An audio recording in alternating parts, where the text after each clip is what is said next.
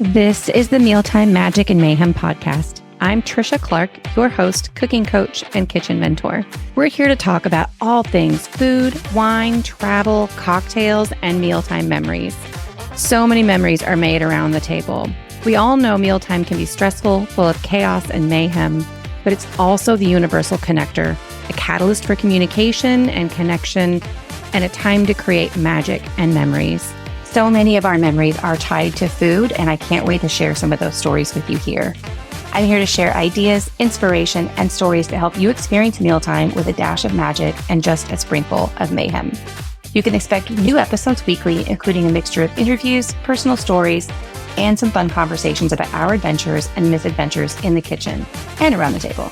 I hope you walk away feeling inspired to try something new in your kitchen or around your table to create more connection with your friends, family, and beyond. Thanks for being here. Welcome to another episode of Mealtime Magic and Mayhem. I have been super excited to have this conversation with Tressa Jamil. She is a self-taught chef, recipe developer, the voice behind the food blog, the Jamil Ghar, a blog dedicated to sharing healthy international recipes and tips and tricks to make cooking less intimidating for newcomers. Her relationship with food has been complicated, but in the last few years, she's been cooking and creating recipes for the world, and it's led her down a path of healing after loss and struggling with health issues. So just in reading what I know about Tressa and the short conversations we've had, I know that we have a lot in common, and I'm so excited to have you here. So welcome to the Mealtime Magic and Mayhem podcast. Yes, thanks for having me here. So your blog's name is Jamil Ghar, and kind of tell me the origin of the name. Sure. So it goes back to its start. So I guess I should begin there. My blog was never meant for public consumption originally. As you mentioned, I'm a self-taught chef, and I started cooking and people started enjoying my meals, and then COVID happened and the world shut down. And so the influx of messages and emails, hey, can I get that recipe you made for blank? And so I never wrote down my recipes before, and I needed a place to record them. And so I started typing them into Google Docs. My husband saw me one day, and he's a software engineer, and he's like, why are you doing that? Then you have to send them the Google Docs. So why don't we just create a website for you to post all your recipes and you can just share them with friends? So that's how it began, is just a way to share it with friends and family during lockdown. And the name actually comes from our Wi-Fi router, which is really funny. We called it the Jamil Ghar, which means Jamil is our last name, and Ghar means home in Urdu, which is my husband's language because he's from Pakistan. And so it's Jamil Home, and it's the name of our Wi-Fi router, and now the name of our blog. I love it. But when you think about it, it's perfect, right? This was your healing journal, basically, that you're sharing with the world, which is pretty incredible and vulnerable. But it's all about what's taking place in your home in the middle of lockdown. Like, I can't really think of a better name. I think that's incredible, no matter how it started in terms of the Wi-Fi router name, but it's perfect and it really means so much and so close to what you do. Right. And honestly, I feel like it sums up the way that I feel about food and how I feel about entertaining and wanting to invite people to my table. And I mentioned this on the About Me part of our blog, that I feel like there's so many conflicts that could be just resolved by sitting down and sharing a meal together and figuring out that we have more in common than we don't. And that was also another thing that I processed through during the lockdown with so much divisiveness happening. And so Jamil Ghar just seemed fitting. So we stuck with it, even though it's not super intuitive for a food blog name. You know, as long as people find you and they love your food, I truly believe that we bring in the people we're meant to by the energy that we share. And you're sharing that. And I'm so glad that we connected. We have so much in common when it comes to how we feel about food and how we feel about entertaining. And to me, a shared meal really is, I call it the cornerstone of the home, but I don't just mean for my family or like the whole domesticated goddess concept. To me, when you said so many difficult conversations or conflicts can be solved around the table, it's so true. I mean, I would say 90% of our difficult conversations as a family start around the table because we're already breaking bread together. There's already common ground. There's already connection. there's already love communicated through that first bite of food, right? Yep. Well, we're already diving in, but I want to back up for just a second because I love to start all of my interviews with a fun icebreaker question. Table topics are a big part of what I do to encourage families to connect and have different conversations at the table. And so I love hearing all the different answers.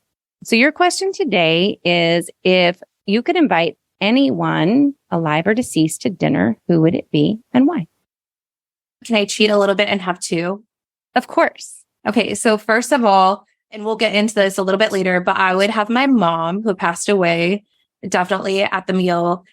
First off, because I miss her, but also I think she would be really excited to know that I was sharing my recipes in the capacity that I am now. I think she'd be really proud. And also she'd be proud of my cooking because she really saw it from the beginning and how absolutely horrific it was to what it's become. And we've come a long way. And then the second person is Anthony Bourdain.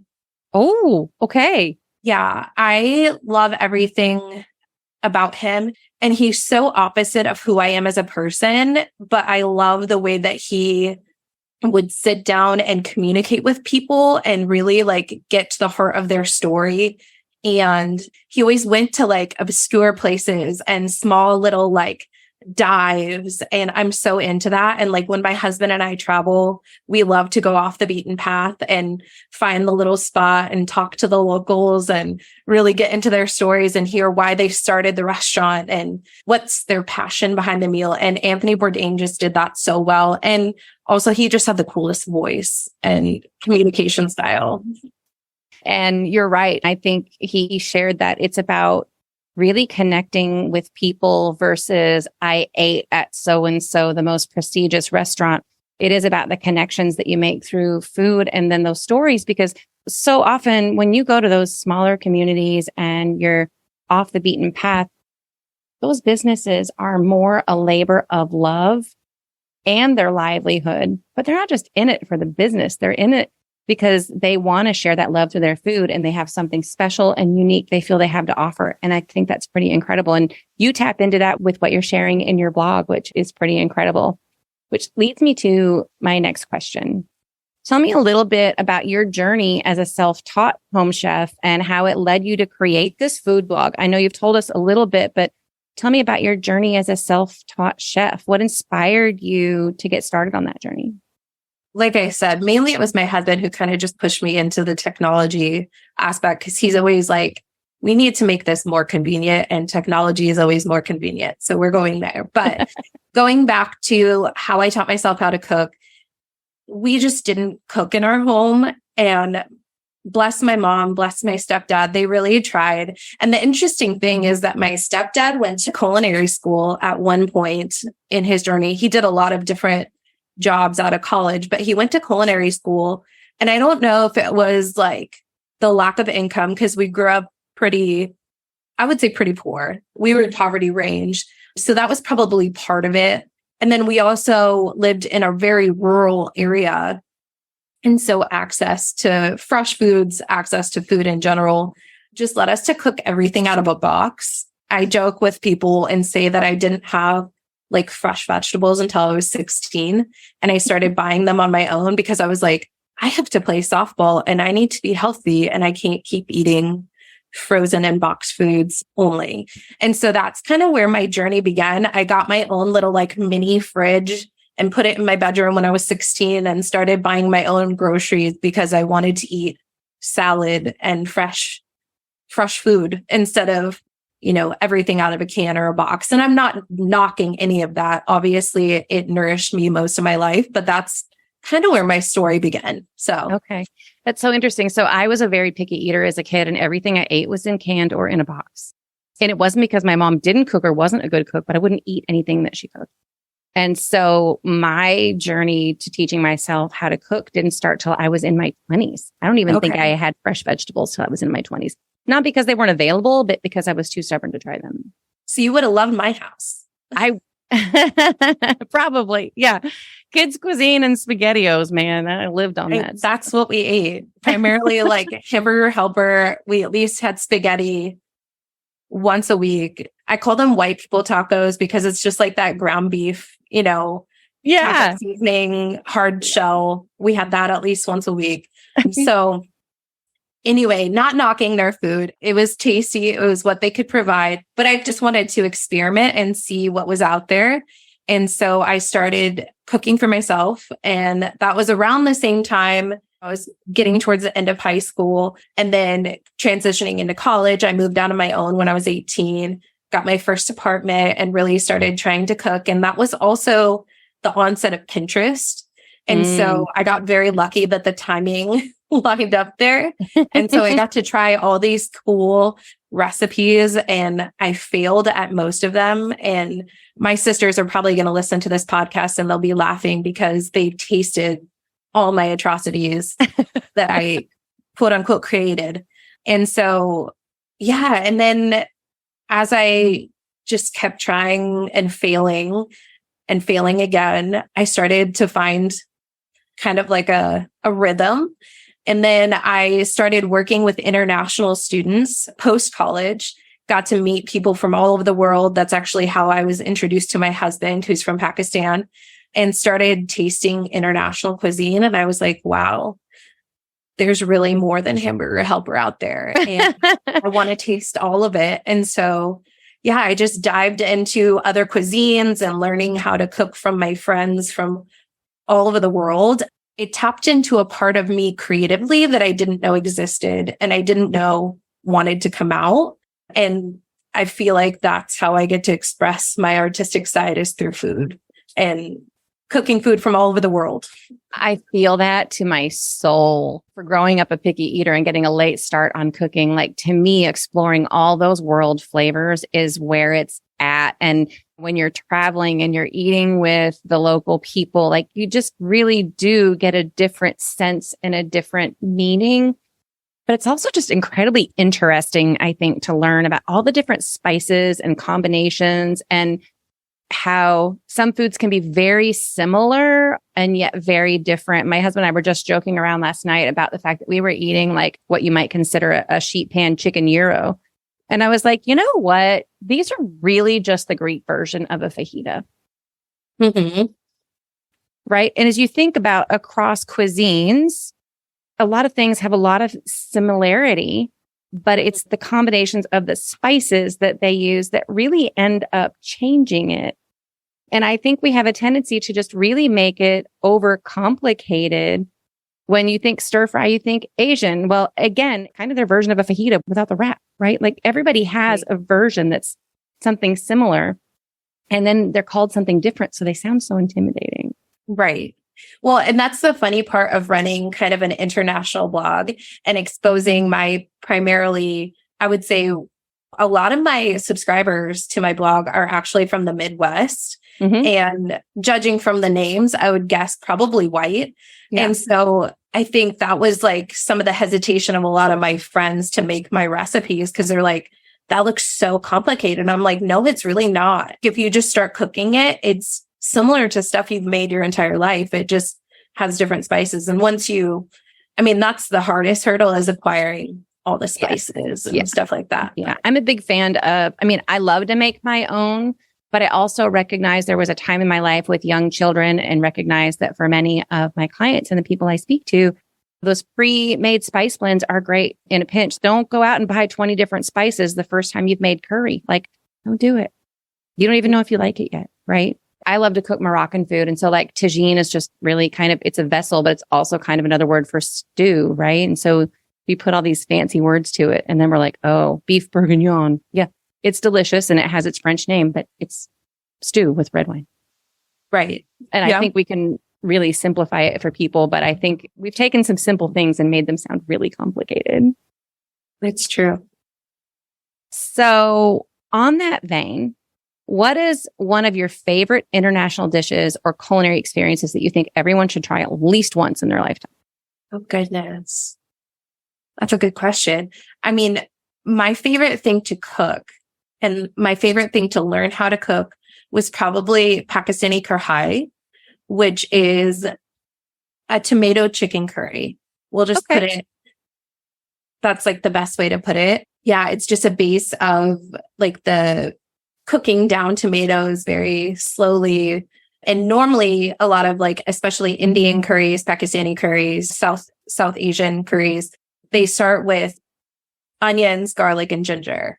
And then you add tomatoes if you want to. A karhai is very specific because it's primarily tomato. And that's where you get most of the flavor. And so you really just like slow cook down those tomatoes until they become just a sauce, essentially. Okay. And then you add your spices, you add your chicken, or in our family, we do a lot of goat or lamb. I love braised goat. I know people are probably like, it's goat. Yes, try it. I know I never ate it growing up. I was never exposed to it until I was in my late 20s, but now it's like something that I eat all the time. And it's so funny to watch my kids, who are obviously half American, half Pakistani, and they just go to town. Like that's like their favorite. They just dig in there with their bread and eat their goat curry. Oh, that's amazing. Okay. So pronounce it for me. Pronounce it for us again. It's Pakistani karhai. Karhai. All And right. that's So like everybody try karhai and don't be afraid to try goat. And it could be pronounced karhai, like with a D in there as well, just depending on, because, you know, India and Pakistan, there's so many different variations of the same dish, but that's the pronunciation. I love that. Now I'm going to have to try it. You're going to have to send me a recipe. Maybe we could post a recipe for that in the show notes. Yes, let's do it. Okay, perfect. All right. So for me, cooking can often be a form of self-care. I find it both therapeutic and challenging. How has your relationship with food evolved over the years, and how has it helped you cope with some of those difficult moments, such as the loss of your mom and health struggles? Yeah, I'll start off by saying, and you mentioned this in the introduction, that food has been complicated for me.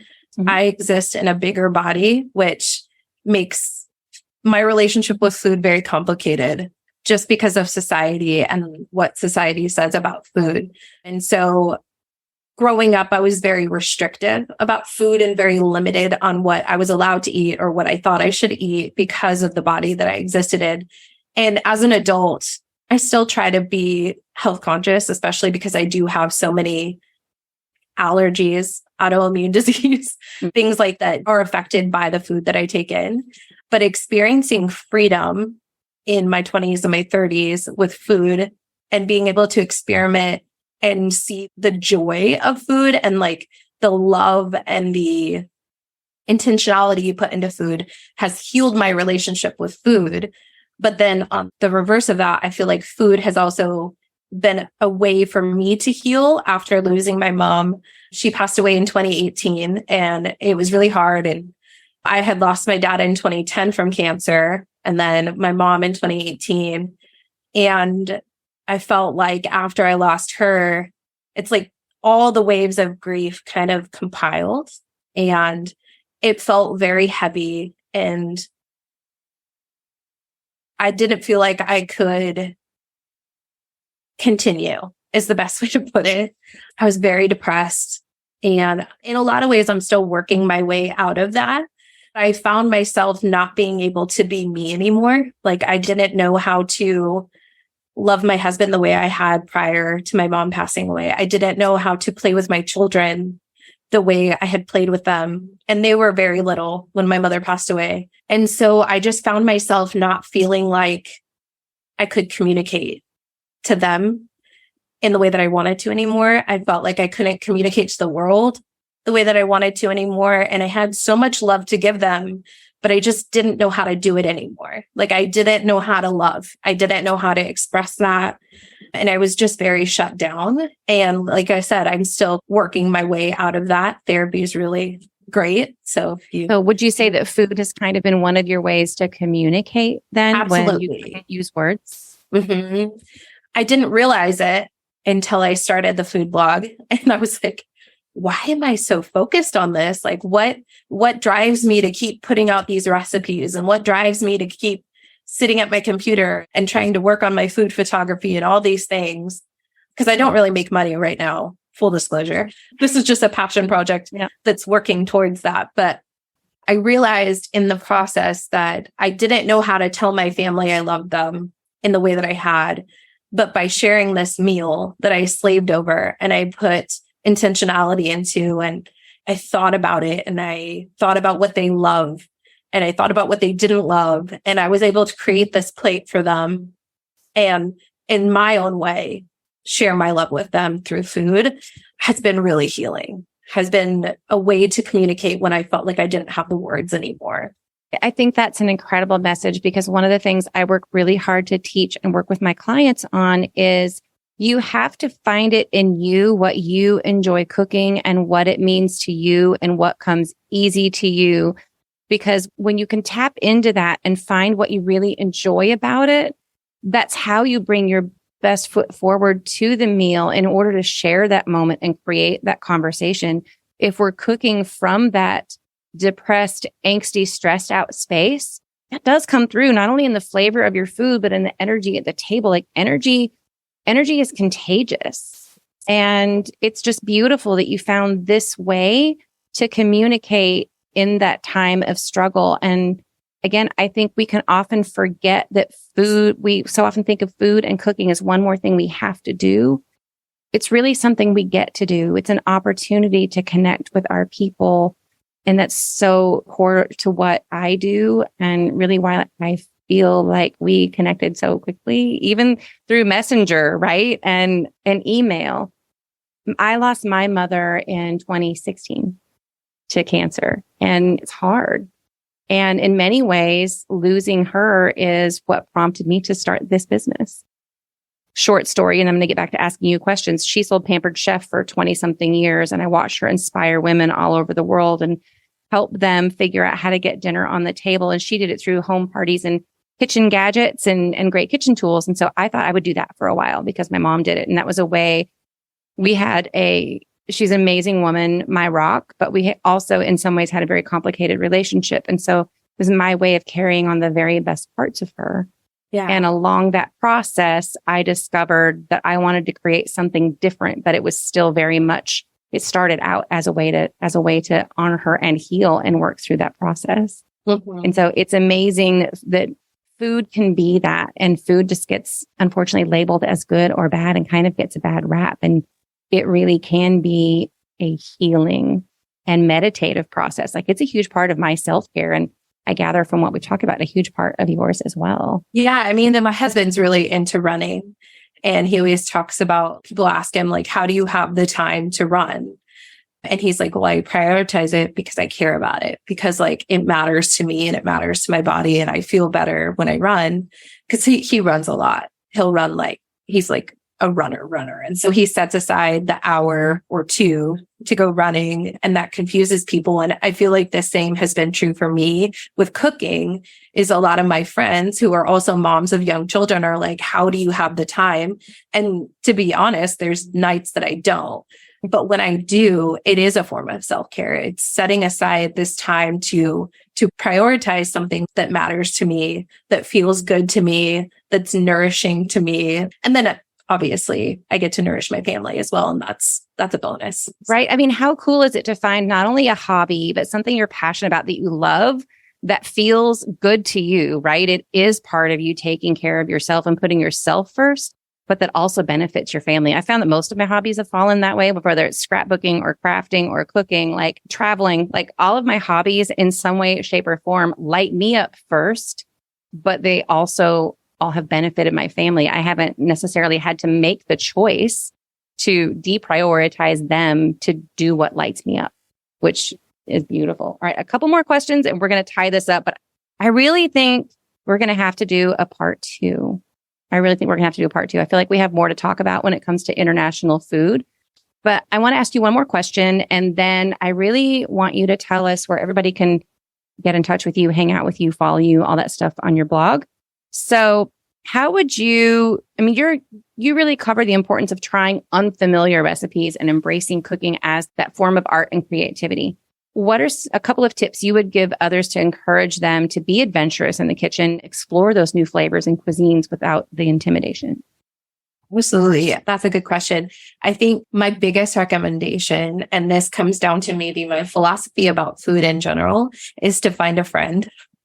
Like find a friend that is from a different culture than you. Find a friend who grew up in a different area of town than you, because chances are they cooked meals that you haven't made. And there's something that that lights them up when you ask them, what's your favorite meal that your family has cooked, whether they're, from Saudi Arabia or they're from Sacramento.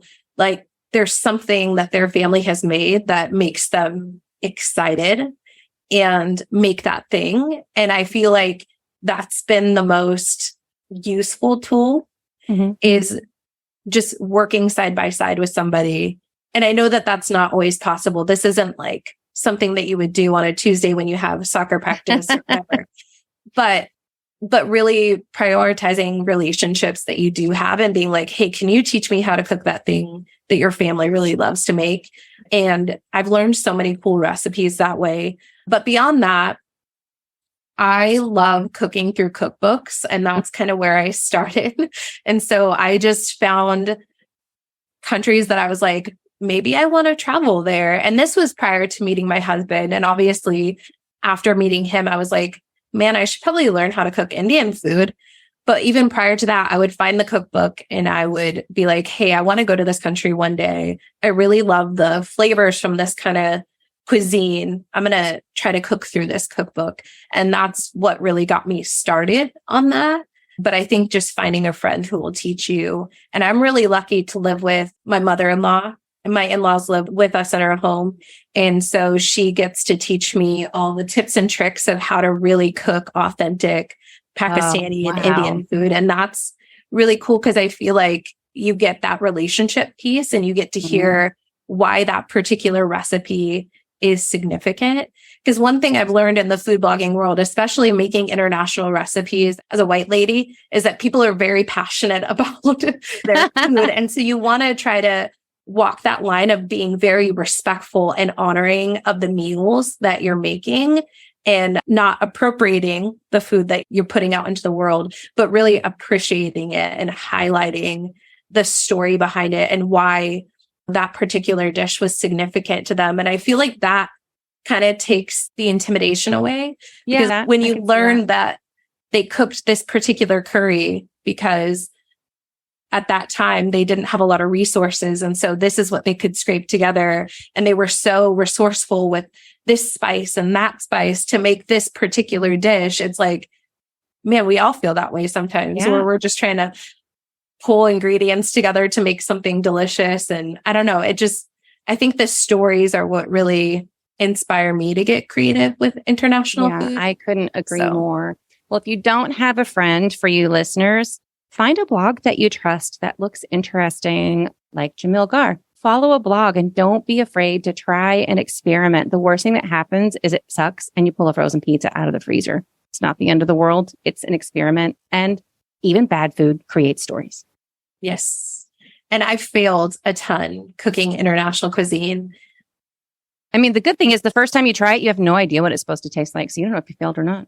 That's true. Usually I have tried it before I attempt to cook it because I want to know what it does taste like. So I can see if I've hit the mark or not. Yeah. Well, you have an inn in your house to help you do that, which is one beautiful. of the things I made recently that I failed really bad at. I can't even remember what they're called, but they're like those cheesy breads from Brazil. Oh, the little Brazilian cheesy breads? Yeah, they're not easy.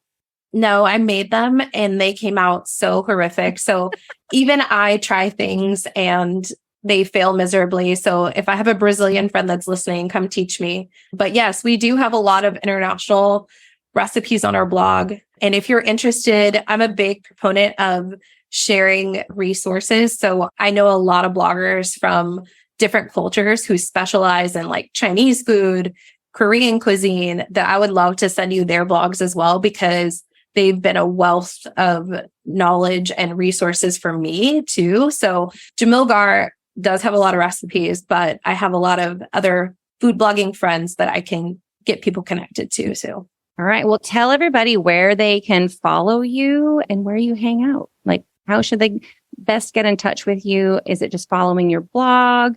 And I think the other question I had for you is, as a food blogger and recipe developer, what are your goals for this podcast? What's the impact you hope to make in the culinary world? What's your last thoughts you want to leave us with besides where to follow you? So, I'll answer the question first and then I'll tell you guys where to follow me. I think, like I said, obviously it does help me to get people to come to my blog.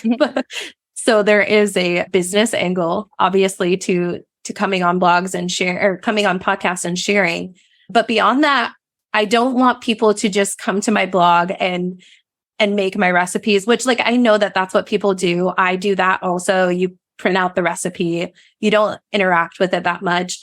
But when you come to Jamil Ghar, like I want you to get the feeling that every meal that I've posted on there has been eaten by somebody in my world. It's been shared at my table. It's been laughed over. It's been on occasion fought over. And I've brought some of these meals to my neighbors because I made too much. My cul-de-sac loves me being a food blogger because they just really benefit from the leftovers. But yeah, that I think is, I want people to get a feeling of home when they come to Jamil Ghar, which goes along with the name. Like I want you to feel like you're a part of the Jamil Ghar community and really feel like you do have a seat at the table. And I know that's so corny, and I'm sure that food bloggers all say that, but I really do feel that way. I'm not just like mass producing recipes just to make Google love me, although I wish it would love me more. They are really meals that I've shared with my family and my friends, and hopefully with your listeners as well. Absolutely. All right. Well, to everybody else where they can find you, and then we'll keep everyone posted on part 2 because I still have so many questions. Yeah, definitely follow us on the blog, jamilghar.com, and check the show notes for spelling because it is an interesting spelling. And then I'm also on social media. I'm on Instagram, Facebook. I post a lot of my recipes on Whisk. If you guys are familiar with that, it's a popular recipe sharing website. And then if you visit our blog, there is an option to subscribe. And I do have a newsletter where I share sometimes tips and tricks. Sometimes if I notice that an Instant Pot's going on sale, and that's really a useful tool for me, I'll send out a link and say, hey, buy this while it's on sale. But I do share recipes for upcoming events, things that might be coming up in my world, things that are coming up, holidays, stuff like that. Jamil Ghar is probably the best way to find me. And I'm always ready for emails and messages through that as well. Great. Thank you so much for joining us. I can't wait to chat with you again. And really thank you for sharing your heart and your passion for what you're doing with everyone who's listening. It really comes through in your voice and what you do. And I really feel like we can heal the world one meal at a time. Absolutely. Couldn't agree more. Talk to you soon. See ya. Thanks so much for listening. And if you enjoyed this episode, please go hit that follow button, subscribe, leave us a review. And if you're ready to change what mealtime looks like for you, breaking that cycle of chaos and having more fun in the kitchen, build some confidence and discover your love of cooking, schedule your free Dish with Trish call at the link in the show notes. We'll chat a few minutes and you'll walk away with personalized strategies to take your mealtime routine from tired to inspired. See you next time.